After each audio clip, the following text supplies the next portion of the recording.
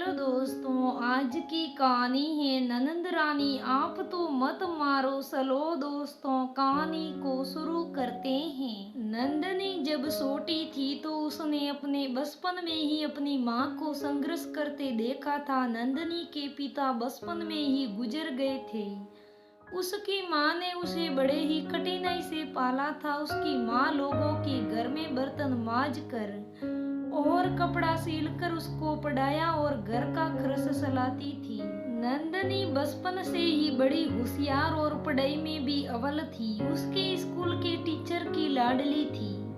जब वो कॉलेज गई तो वहाँ के टीचर उसको पसंद करते थे। नंदनी की एक सहेली पायल, जिसकी शादी हुए केवल 3 महीने ही हुए थे, कि उसकी सास उसे बात बात पर मारती पीटती और उसे जली कटी सुनाती। और आए दिन उसकी ननद भी 3-4 महीनों के लिए आ जाती और उसे बहुत परेशान करती। खुद से पानी का एक गिलास तक ना उठाती और अपनी माँ के साथ ताने कसने में पीछे ना रहती। पायल का पति भी घर पर नहीं रहता था, पर जब भी वो आता पायल के ससुराल वाले ऐसे दिखाते जैसे वो कुछ किया ही ना हो।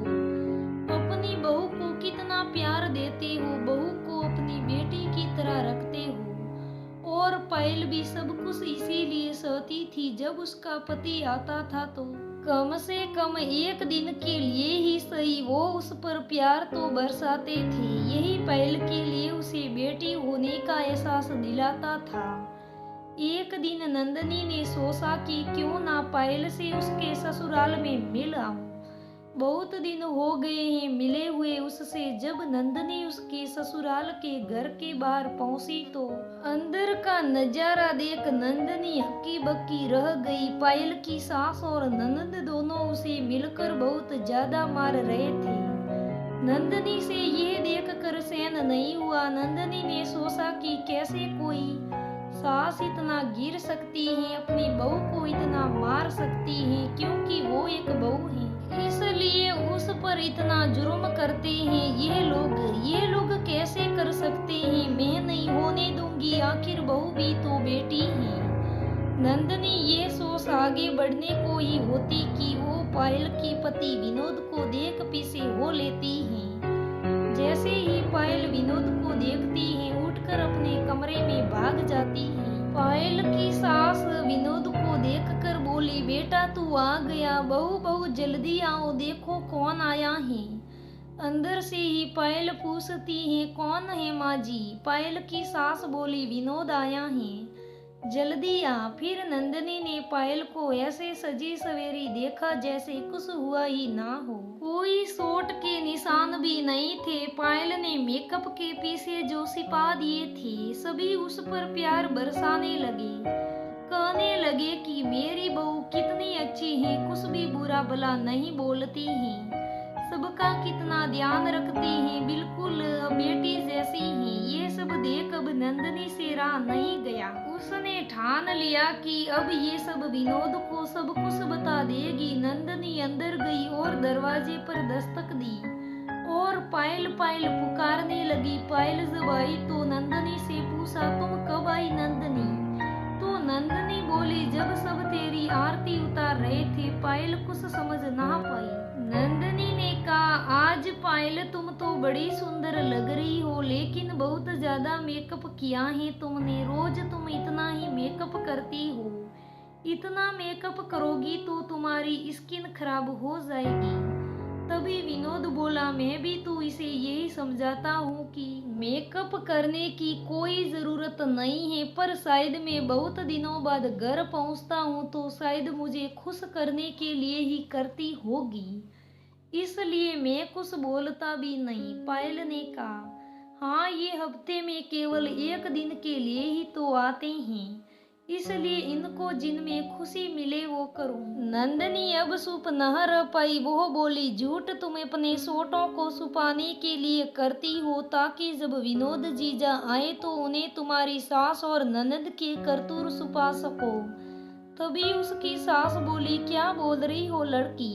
नंदनी बोली, मैं कुछ भी बोल नहीं रही, मैं तो वही बोल रही हूँ जो सच है कि किस तरह से आप लोग विनोद जीजा के आने से पहले पायल का बाल नोच नोच कर उसे मार रहे थे और उनके आने के बाद ऐसे जताते हैं जैसे आपकी बहू नई बेटी हो। आखिर क्यों कर रहे हैं आप लोग इनके साथ ऐसा? क्योंकि ये बहू है इसलिए? आखिर बहू भी तो बेटी ही है और ये बेचारी सब कुछ पता नहीं क्यों सब सह रही है। विनोद ने पूछा कि माँ ये सच है? पायल की सास और ननद ने अपनी आंखें नीचे कर ली। विनोद ने बोला, सी आप लोग किस जमाने में जी रहे हो? इस पर इतना अत्याचार क्योंकि ये आपकी बहू है। आप लोगों ने ये भी नहीं सोचा कि आखिर बहू भी तो किसी के घर की बेटी है। अब पायल यहाँ एक पल के लिए भी नहीं रुकेगी। चलो पायल अपना सामान बांधो। और चलो पायल रोते हुए बोली, नहीं विनोद मैं इन्हें छोड़कर नहीं जा सकती। मैं बहू हूँ इस घर की।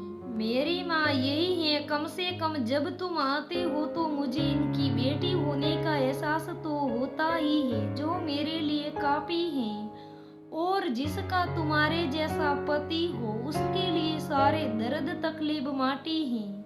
प्लीज मुझे यहीं रहने दो। अगर मैं तुम्हारे साथ चली गई तो मेरी माँ अकेली पड़ जाएगी। हाँ आखिर बहू भी तो बेटी ही है।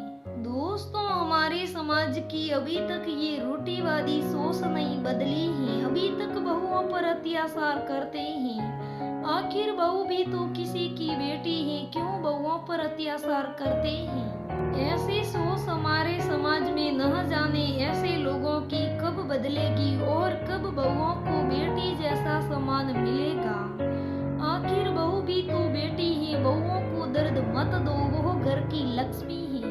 एक सास भी यह ना जाने क्यों ना सोचती है कि वो भी कभी बहू थी और वो भी कभी किसी की बेटी थी, फिर भी पता नहीं बहुओं पर अत्याचार क्यों करती है।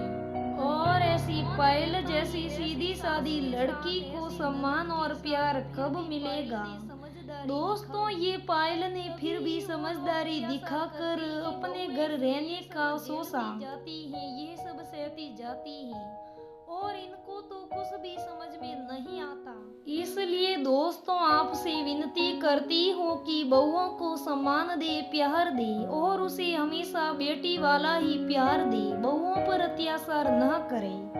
दोस्तों कहानी कैसी लगी कमेंट करके जरूर बताइएगा। अगर कहानी अच्छी लगे तो लाइक करना, शेयर करना, हमारे चैनल को सब्सक्राइब करना। अगर आप हमारे चैनल पर पहली बार आए हैं तो हमारे चैनल को सब्सक्राइब करके बेल आइकन जरूर दबाइएगा, क्योंकि आपके पास हमारे हर वीडियो की नोटिफिकेशन पहुंच सके। क्योंकि हम ऐसे ही हर रोज नए वीडियो अपलोड किया करते हैं। फिर मिलेंगे। धन्यवाद दोस्तों, तब तक हमारे साथ बने रहिए।